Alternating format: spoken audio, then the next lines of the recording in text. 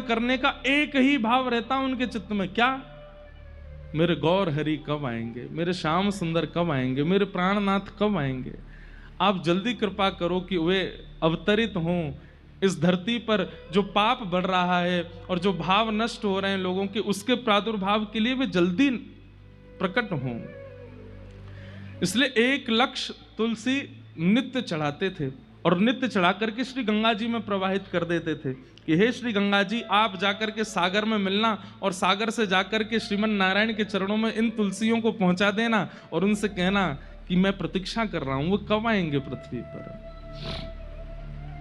आपके साथ में श्री हरिदास ठाकुर रहते थे, वे भी इनकी सहभागिता में व्यक्त होते थे, सेवा में रहते थे।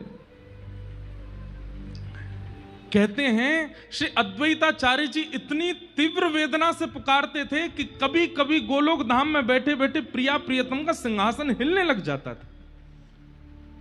तो किशोरी जी कहती थी, हम आपसे पुनः कहें भैया बहुत सावधानी से सुनिएगा, ये बहुत गंभीर और बड़ा भाव में प्रसंग है। किशोरी जी कहती, हे श्याम सुंदर, ऐसा लगे कभी कभी कि जैसे गोलोक में भी कभी कभी भूकंप सो आवे।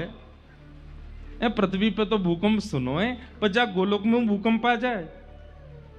ठाकुर जी कहे, हे श्यामा जी, आप बड़ी भोरी हो, या गोलोक धाम में कभी भूकंप ना आयो करे? तो बोले, ये तो एक मेरो परम भक्त अद्वैताचार्य पुकार रहे हो है, और वो पुकार करके निवेदन कर रहे है कि गौर हरि पधारो, हे कृष्ण चैतन्य पधारो।